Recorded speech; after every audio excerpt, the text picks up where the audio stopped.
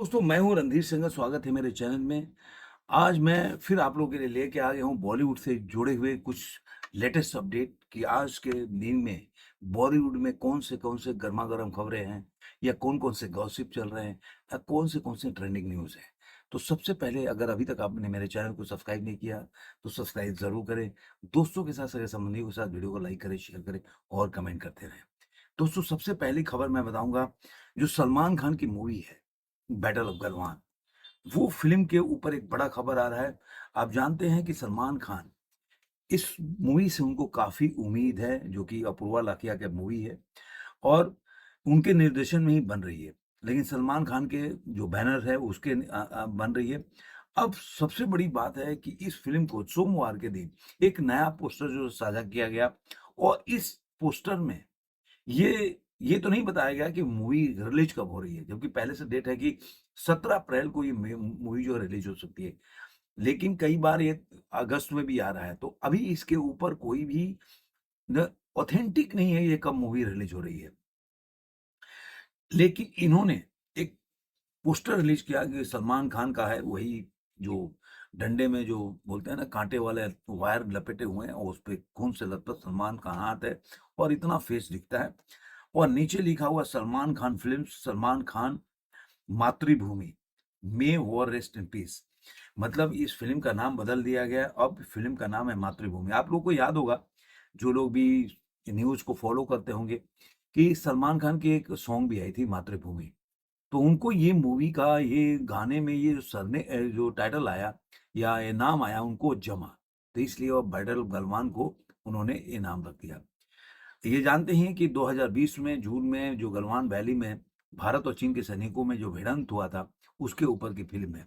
तो देखते हैं और क्या है, अभी सलमान खान चर्चा में भी एक और पोस्टर जो है अखिलेश यादव ने खुद मारा डाला उसमें, जहाँ पे सलमान खान से मिले हुए हैं।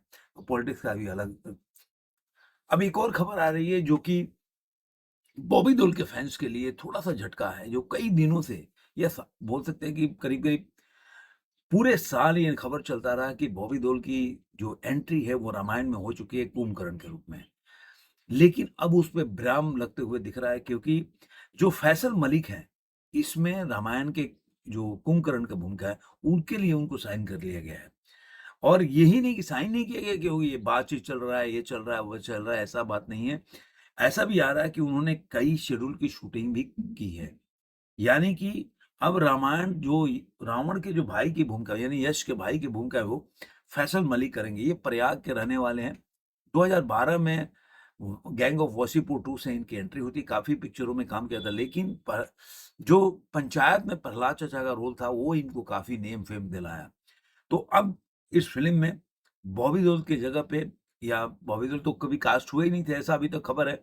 लेकिन ये भी आ रहा है कि बॉबी देओल को भी इस फ़िल्म में काम दिया जा रहा है, कुंभकर्ण के अलावा। तो ये सब अभी देखिए, ये ऑथेंटिक कोई खबर नहीं है। लेकिन इसके बारे में स्टारडस्ट मैगज़ीन है और जगह कई जगह से आ रहा है कि इस फ़िल्म में अब जो बॉबी देओल का ना लिखा भी है, हर जितने भी आप मैगज़ीन देखें, पिंक विला है, जहाँ है बॉलीवुड लाइफ है, जहाँ भी पढ़ेंगे, तो वहाँ पे लिखा है कि बॉबी देओल इस फ़िल्म में पहले कुंभकर्ण के रोल के लिए बातचीत चल रही थी, अब उनकी जगह पे फैसल मलिक काम करेंगे। तो ऐसा नहीं है कि बॉबी देओल का नाम नहीं मैं अपनी मर्ज़ी से बोल रहा हूँ, क्योंकि मैं सनी पाजी के घर का फ़ैन हूँ, तो मैं ऐसे ही नाम जोड़ रहा हूँ किसी। ऐसा नहीं है, आप जाके पढ़ सकते हो, कोई भी बॉलीवुड लाइफ है, पिंक विला है, जितने भी बड़े मैगज़ीन्स हैं उसमें ये लिखते हुए ज़रूर लिखेगा कि उनको रिप्लेस किया है, ऐसा ज़रूर नहीं आएगा। तो ये खबर थी, जानते हैं कि 2 पार्ट में रामायण बन रही है। जो पहला पार्ट इसी साल रिलीज़ होगी रामनवमी में, दिवाली के अवसर पे, दूसरा जो है 2027 में रिलीज़ होगा। इसमें बड़े जो एक्टर हैं उनको नाम आप लोग जानते हैं, कौन-कौन से एक्टर हैं। एक और बहुत बड़ी खबर है जो सलमान खान के अक्षय कुमार के फैन्स के लिए। गोलमाल 5 की शूटिंग जो है वो शुरू होने वाली है। अब इसमें एंट्री 2 नए कलाकारों की हुई है। 2 तो नहीं बोल सकता, 1 कलाकार, एक क कलाकार जो, क्योंकि इस फ्रैंचाइज़ी से जो शर्मन जोशी की एंट्री हुई है, वो पहले गोलमाल जो पहला वाला था, उसमें फन जो है अनलिमिटेड, उसमें उन्होंने काम किया था। लेकिन बाद के कोई भी फ्रैंचाइज़ी है उसमें वो नहीं दिखे। लेकिन अब इसमें जो उन्होंने टीज़र शॉट में दिया, ये चारों लोग, पाँचों लोग, जैसे कि अरशद वारसी हो गए और कुणाल खेमू, ये लोग सारे लोग बैठ के जो बातें कर रहे हैं, उसमें शर्मन जोशी आते हैं और बोलते हैं अरे वो बोलते हैं अजय देवगन की एक सरप्राइज देने वाला हूँ आप तुम लोग को। और शर्मन जोशी की एंट्री होती है, उसके बाद वो खुश हो जाता है, तू कैसे आया, तू कैसे आया। और उसके बाद चले जाते हो, कह रहे अरे ये बड़ा सरप्राइज नहीं है, बड़ा सरप्राइज आने वाला। तब अक्षय कुमार की एंट्री होती है, वो बाल्ड होते हैं, जो याद होगा आपने हाउसफुल 5 है उसमें कि हाउसफुल 4 में जो बाला का कैरेक्टर किया, तो वैसे ही उनका बाल है, लेकिन दाढ़ी इसमें रखे हुए थोड़ा अंतर है उसमें। तो अब उसमें एंट्री होती है, वो एज ए विलेन आते हैं, एज ए विलेन उनकी एंट्री है, जिसमें वो बोलते भी है कि कोई भी फ्रेंचाइजी ये छोड़ता नहीं है। ये अक्षय कुमार अजय देवगन बोलते हैं अक्षय कुमार को। 2006 में पहला इसका फ्रेंचाइजी आया था फन अनलिमिटेड, वो काफी अच्छी फिल्म थी, काफी सुपर हिट हुई थी। अब देखते हैं कि ये अक्षय कुमार ने खुद ही रोहित शेट्टी के जन्मदिन पर इस पोस्ट को शेयर किया था, और इसको बताया था कि ये फिल्म जो है 2027 में शूटिंग शुरू हो जाएगी, मतलब अगले साल इसकी शूटिंग शुरू हो जाएगी। अब आपको बता दें एक और चीज़ है, बहुत चटपटी खबरों में बताया तो 2-3 खबरें हैं। एक तो जो वड़ा पाव जो जो गर्ल हैं जिनके बारे में आप लोग जानते होंगे, काफ़ी नाम है वो बंदी का, काफ़ी बिग जो बिग बॉस है उसमें उनको काम मिला काफ़ी। अब जो चंद्रिका दीक्षित, अब वो एक नए कंट्रोवर्सी से, और ऐसे लोग देखिए ना, नेम फेम के साथ क्या होता है ना, ऐसे लोग ऐसे ही मार्केट में चले आते हैं, नाम हो जाता है, कंट्रोवर्सी देखो होता है ना, बदनामी क्या होता है, बदनामियों में भी नाम होता है। ऐसे भी खबरें आती है कि देखिए आपका, अगर आपके पास जरूरी नहीं है कि आपका नाम, अगर अच्छे काम करते हैं तभी आपका नाम हो तो आपके बारे में लोग जानते हैं। एक कहावत है, बदनामियों में भी नाम होता है, तो ऐसे भी खबरें आपको मिलेंगी जहां पे आपको बदनामियों में नाम मिलेगा। तो ऐसे लोग हैं जो कोई भी, अब उन्होंने बोला कि अगर मेरे को बेटे को पालने की ज़रूरत होगी तो मैं किसी के साथ, तो पता नहीं इस तरह का बात उन्होंने बोला, जो कि काफ़ी ट्रोल हो रहे हैं इस सब को लेकर। अगर देखो कोई भी बात है तो ये ऐसी चीज़ें जो पब्लिक जो प्लेटफॉर्म पे आके बोलना, मुझे लग रहा है कि जानबूझ के फेम के लिए लोग करते हैं, ये बॉलीवुड में ऐसा ही है। चल, अब मैं जाते जाते, सॉरी जाते जाते कह रहा हूँ, एक और चीज़ बता दूं कि अभी जो है 2 दिन बाकी है धुरंधर के बॉक्स ऑफिस कलेक्शन में, और उसके कलेक्शन को देखेंगे तो इस वक्त अगर वीकेंड के कलेक्शन के हिसाब से देखें तो ये मूवी जो है 156 करोड़ के आसपास से ऊपर, ये वीकेंड का अगर एडवांस बुकिंग देखेंगे तो हो चुका है। इंडिया में ही अगर आप देखेंगे तो जो कल तक था 40 करोड़ के आसपास इंडिया में एडवांस बुकिंग हुआ था, आज 50 करोड़ के ऊपर क्रॉस कर चुका है, दोनों मिला दे तो देखा जाए तो इस वक्त जो ओवरसीज में है 722, मतलब नॉर्थ अमेरिका में 722 लोकेशन है, 2027 शोज हैं, टिकट 88,066 बिका है इधर और उससे है $1.7 मिलियन का एडवांस बुकिंग हुआ है। वीकेंड में 156 करोड़ 40 लाख रुपए का एडवांस बुकिंग हो चुका है। केवल नॉर्थ अमेरिका में देखा जाए तो 1.7 मिलियन में, यानी कि 5 मिलियन से ज्यादा, ये तो केवल फर्स्ट डे का बता रहा हूँ, 5 मिलियन से ज्यादा का एडवांस बुकिंग हो चुका है।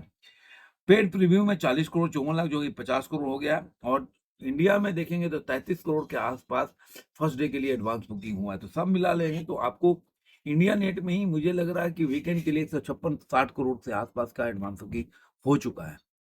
और पहले भी मैंने आपको बताया कि जो इसका एक तरह से क्या बोलते हैं उसको, अ, जो इसका, हाँ, जो राइट्स वगैरह बेचा है, जैसे कि आप देखेंगे जियो हॉटस्टार से इनका डील हुआ है वो 150 करोड़ का है। उसके बाद आप देखेंगे और जो भाषाओं में इनका रिलीज हुआ 50 करोड़, इन्होंने म्यूजिक राइट 45 करोड़ में बेचा है, तो देखा जाए तो 250 करोड़ इसी से कमा चुके हैं। तो फिल्म इस समय एकदम आदित्य धर के दोनों हाथ जो है, हाथ जो है मतलब घी में पड़ा हुआ है। अब बॉक्स ऑफिस कलेक्शन के साथ एक और बता दूं कि जो लोग सोच रहे होंगे द केरला फाइल्स 2 जो गोज़ बियॉन्ड जो मतलब नहीं चलेगी, उनके लिए एक सेटबैक है बहुत बड़ा, कि वो मूवी का जो है अभी तक का जो अगर देखा जाए तो संडे, आज है ट्यूसडे के दिन, और संडे तक की मैं कमाई बता दूं तो ये मूवी जो है इस वक्त 47 करोड़ 80 लाख रुपए इंडिया नेट में संडे तक कमाई थी, और 2-3 करोड़ मान के चलिए तो 50 करोड़ के आसपास ये आंकड़ा पहुंच चुका है इंडिया नेट में। इसका कमाने का ग्रॉस इसका हो जाएगा करीब करीब 59 से 60 करोड़ के आसपास। यानी आप मान के चलो कि 50 करोड़ इसने अपने 18 दिनों में कमाई की है, और इसका बजट था 28 करोड़। तो आप सोच के देखो कि मूवी हिट है या फ्लॉप, ये आपके विवेक पे छोड़ता हूँ। इसके बाद एक और है कि जो लोग गोविंदा के बारे में तरह-तरह के आरोप लगा रहे थे कि भाई गोविंदा का टाइम इसलिए खराब आ गया। कई लोग सिम्पैथी भी जताते हैं, देखते हैं, कई आपने देखा होगा कि कई शोज़ में, कई स्टेज पे गोविंदा यूपी में डांस कर रहे हैं, लोग ट्रोल भी कर रहे हैं कि देखो अपने टाइम का बड़ा सुपरस्टार का क्या हालत है, इस तरह के लोग करते हैं। और मैं मानता हूँ कि किसी के बुरे दिन पे मजाक नहीं उड़ाना चाहिए, बुरा दिन किसी का भी आ सकता है। लाइफ ऐसी ही है, कभी अप्स एंड डाउन, जैसे सड़क पे जाते हैं तो कभी कभी चढ़ाई आएगा, कभी ढलान आएगा, ये जीवन का ऐसी ही प्रक्रिया, ऐसे ही चलता है। तो उस पे मजाक नहीं उड़ाना चाहिए किसी का। लेकिन गोविंदा का लोग मजाक उड़ाते रहे अपने टाइम का, मैं मानता हूँ कि बहुत बड़े, उससे बड़ा कॉमेडी किंग उस व्यक्ति को बोल सकते हैं कि गोविंदा एक अलग चीज है। जैसे ऐसे सीरीज आ रहा है ना, जैसे गोलमाल 5, इसमें आओ गोविंदा वगैरह को ले, तो ये लोग डरते भी हैं गोविंदा को लेने में, कि गोविंदा सबको खा जाते हैं एक्टिंग में, उनको उनके कॉमेडी सेंस में कोई हाथ नहीं रखता। अब इसी पे डेविड धवन ने, जो कि डेविड धवन के साथ कई पिक्चर उन्होंने किया है गोविंदा ने, वो देखेंगे तो आंखें, राजा बाबू, कुली नंबर वन, साजन ससुराल, हीरो नंबर वन, जुड़वा, बड़े मियाँ छोटे मियाँ, हसीना मान जाएगी, ये कई पिक्चर ने किया है। और गोविंदा ने उसमें कहा, केवल इसमें आपको देखेगा तो जुड़वा में वो नहीं है, लेकिन बाकी पिक्चरों में वो है। उन्होंने इस पे बहुत बड़ा एक लोगों को जवाब दिया है कि जब वो पार्टनर के बोले कि समय पे कौन नहीं आता, केवल गोविंदा ही नहीं है, बहुत लोग समय पे नहीं आते हैं, लेकिन ये गोविंदा को ही कंट्रोल किया है। उन्होंने बोला कि गोविंदा में जो कॉमेडी सेंस है वो किसी के पास नहीं। कह रहा उन्होंने पार्टनर के दौरान 2007 में बन रही थी, उसके एक वाकया सुना है कि जब गोविंदा सेट पे आए तो 4 पेज का एक मतलब सीन था। उनको दिया, जब तक शुरू सेट हम तैयार कर रहे थे, उन्होंने बोला कि रेडी है, और शॉट एक 1 टेक में उन्होंने पूरा कंप्लीट किया। तो उन्होंने बोला कि गोविंदा के जगह पे आज के टाइम में कोई हाथ नहीं रख सकता, गोविंदा एक अलग लेवल के एक्टर है, इसमें कोई दो राय नहीं। इसके अलावा एक और चटपटी खबर है कि आपने जरीन खान का नाम सुना होगा। जरीन खान की एंट्री हुई थी सलमान खान की फिल्म जो आई थी वीर 2010 में, उसके साथ उनकी फिल्म दुनिया में एंट्री हुई थी। लेकिन अब जरीन खान ने एक पॉडकास्ट में उन्होंने बहुत बड़ा खुलासा किया बॉलीवुड के बारे में। और मैं हमेशा से बोलता रहा हूँ इसके बारे में कि बॉलीवुड क्या है, कि आपको कहीं न कहीं आपको कॉम्प्रोमाइज़ करना पड़ता है काम करने के लिए, काम पाने के लिए, ये सब बॉलीवुड में चलता रहता है। और उन्होंने यही बोला कि उन्होंने इसके पहले भी हाउसफुल 2 और हेट स्टोरी 3 किया था। बोला कि मेरी ज़िंदगी की सबसे बड़ी गलती थी, मैंने हेट स्टोरी 3 किया था। उसके बाद मुझे लग गया था कि लोगों ने एक ठप्पा लगा दिया कि ये मतलब इस तरह का ही रोल करती है, मतलब चीप रोल करती है, इसको एक्टिंग नहीं आती। उन्होंने बोला कि जब माधवन थे, जो अक्सर अक्सर मूवी थी, उसका सेकंड पार्ट बना रहे थे, तो उन्होंने मेरे को ऑडिशन के लिए बुलाया। और उन्होंने मेरे को जो कहानी सुनाई, वो कहानी अलग थी। और जब मैं सेट पे शूटिंग करने पहुंची, तो उन्होंने हर सीन में किस का सीन हो, इंटीमेट शॉट्स हो, ये डालने लगे। तो मैंने बाद में, मैं भाई अनकंफर्टेबल फील कर रही थी। उन्होंने बोला कि मैं, ऐसा नहीं है कि मैं बोल्ड सीन करना नहीं चाहती, लेकिन जो कहानी आपने सुना है या जो सीन का डिमांड है, वो बिल्कुल नहीं था। वो जबरदस्ती आप ठूस रहे थे उस फिल्म में, वो मुझे नहीं जम रहा था। तो लेकिन मुझे मजबूरी थी कि बहुत लोगों के पैसे इसमें लगे थे, इसलिए मैंने शूटिंग को कंप्लीट किया, क्योंकि कोई बोलेगा कि जब तो आपको पसंद नहीं तो आपको फ़िल्म छोड़ देना चाहिए था। तो उन्होंने बोला कि ऐसा बात नहीं है, मैं फ़िल्म को तब भी छोड़ सकती थी, लेकिन लोगों के पैसे लगे थे, इसलिए मैंने फ़िल्म को नहीं छोड़ा, क्योंकि लोगों के पैसे बर्बाद हो जाएँगे। बहुत लोगों ने इसमें फ़िल्मों में काम किया था। उन्होंने बोला कि हम हम कोई नफ़रत की कहानी बना रहे हैं। उन जब उनसे बोला गया तो हम एक, मतलब उन्होंने बोला जैसे ही सेट पे पहुँची, लगभग हर दूसरा सीन ये चुंबन के साथ-साथ ऐसे-ऐसे सीन होते थे, जो मैं करना नहीं चाहती थी। तो उन्होंने इस तरह का अनंत महादेवन पे आरोप लगाया, जो कि अब बाद में उन्होंने एक मीडिया हाउस में अनंत महादेवन की बात का खंडन किया। तो ये सब चलता रहता है, या बॉलीवुड में ऐसा ही है, और इसका आप कुछ भी नहीं कर सकते। आप जो लोग बोलते हैं, उसके लिए आप क्या ही कर सकते हो। एक और है सनी देओल का, जो फैन्स हैं उनके लिए खबर है कि आप जानते हैं कि जब मैंने बोला था ना कि जाट सुपर हिट हुई है, तो लोग मानने को तैयार नहीं होते थे। अब जाट ओक तब उन्होंने तभी अनाउंस किया था मेकर्स ने कि जाट 2 बनाएँगे। लेकिन अब इनको लगा कि नहीं यार, ये तो ऐसे ही मेकर्स ने फेंक दिया और कुछ बात नहीं। जब तक आपको फ़ायदा नहीं होगा, तो आप कोई भी उसका सीक्वल बनाने के बारे में दूर-दूर के नहीं सोचोगे। लेकिन अब ये चीज़ें खबर आ रही है कि सनी देओल की फ़िल्म जो जाट है, जाट के सीक्वल जो है बनने जा रही है। और पहले इसमें आप देखेंगे तो पहले इस फ़िल्म के लिए जो साइन किया गया था, वो गोपीचंद मैलानी थे, पहले का निर्देशन किया था। और बाद में इस फ़िल्म में आपने देखा होगा कि रणदीप हुड्डा, रंजना कैसिडा, विनीत कुमार सिंह ने काम किया था। लेकिन अब फ़िल्म के लिए जो मशहूर डायरेक्टर है, अखंडा फ्रेंचाइज़ी का, अखंडा के साथ बनाया था उन्होंने, ये नवभारत टाइम्स का रिपोर्ट है, उसके हिसाब से इस फ़िल्म को जाट 2 का निर्देशन जो है, वो वो करने वाले मसूद भोयापती श्रीनु, जिन्होंने बहुत बड़े-बड़े पिक्चरें की हैं। और बालाकृष्ण जो हैं वहाँ के उनके साथ कई पिक्चरें की है। तो अब इस फ़िल्म में देखेंगे तो जो बोयापति सिरने से इनकी बातचीत चल रही है और ये फ़िल्म को अब वो करने जा रहे हैं सनी पाजी के साथ। तो ये जो लोग भी बोल रहे थे उनके लिए बहुत बड़ा खबर है कि जाट जो है बन रही है, उसका सीक्वल बन रहा है जाट। दोस्तों एक और खबर है जो संजय दत्त की मूवी जो है या बोल सकते हैं कि कन्नड़ फ़िल्म है द केडी द डेविल, जो एक एक्शन ड्रामा फ़िल्म है, भारतीय कन्नड़ फ़िल्म का जिसका निर्देशन जो है वो प्रेम कर रहे हैं। केवीएन प्रोडक्शन का ही है, जो कि केवीएन प्रोडक्शन जानते हैं कि टॉक्सिक का भी वो बना रहे हैं। ध्रुव सरजा के साथ संजय दत्त, शिल्पा शेट्टी काम कर रहे हैं। उनका एक गाना रिलीज़ हुआ, जो आइटम सॉन्ग है जिसमें कि नूरा फ़तेही, संजय दत्त है। वो गाना मतलब ठीक है, आजकल एक चला हुआ है कि किस तरह से गाना को थोड़ा रोक-रोक के स्टिल को फ़ोटोग्राफ्स होते हैं, कुछ सीन्स होते हैं जिसमें सर की चुनरिया सर की जाए ऐसे गाना है। जो पहले नज़र में देखेंगे तो अ, सर के चुनरी मेरे को ठीक-ठाक लगा, ऐसा कोई ऐसा नहीं बोल सकते कि बहुत बुरा है या बहुत खराब, पर ठीक है मतलब अब आजकल साउथ जितने भी एक्टर हैं बॉलीवुड के उनको काम नहीं मिल रहा, मुझे ऐसा लग रहा है।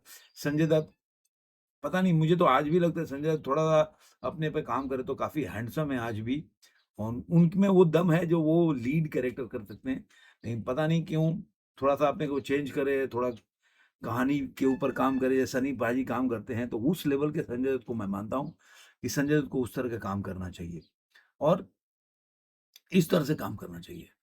अब एक और खबर है इसी के साथ, जो आपने जानते हुए टीवी एक्ट्रेस जो फलक नाज़ हैं, उन्होंने एक बहुत ही बड़ा खुलासा किया कि उन्होंने कहा कि कुछ प्रोडक्शन हाउस के कलाकारों को काम देने से पहले उनकी कुंडली देखने लगते हैं। उनका कहना है कि ये ट्रेंड बेहद अजीब और गलत है, क्योंकि कलाकार को उसके टैलेंट, एक्टिंग के आधार पर काम मिलना चाहिए कि नहीं कि ज्योतिष के आधार पर।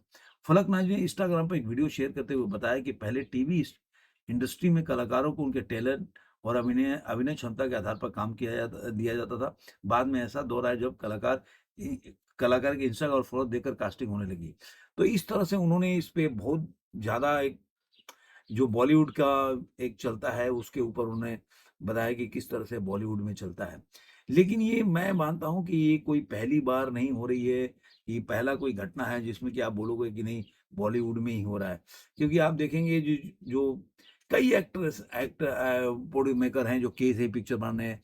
एक और थे जो देखिए उनका नाम भूल रहा हूँ, बहुत बड़े अपने टाइम पे, जो ऐसे ही फ़िल्म आई मिलन की बेला, आया आए दिन बहार के, ये जितने भी पिक्चर जो कि मेरे ख्याल से ससुर है राकेश रोशन जी के, उन्होंने सारा पिक्चर ऐसे ही आप देखेंगे, एकता कपूर एक केस ही बनाती थी, तो वो एक अलग चीज़ देखा जाए तो अलग तरीके से ये जो अपने-अपने तरीके से लोग बोलते हैं, ऐसा मेरा मानना है। तो ये कुछ खबरें थी, आपको ये वीडियो कैसा लगा ज़रूर कमेंट में बताइए, फिर मिलेंगे किसी और वीडियो में, आज के लिए इतना ही।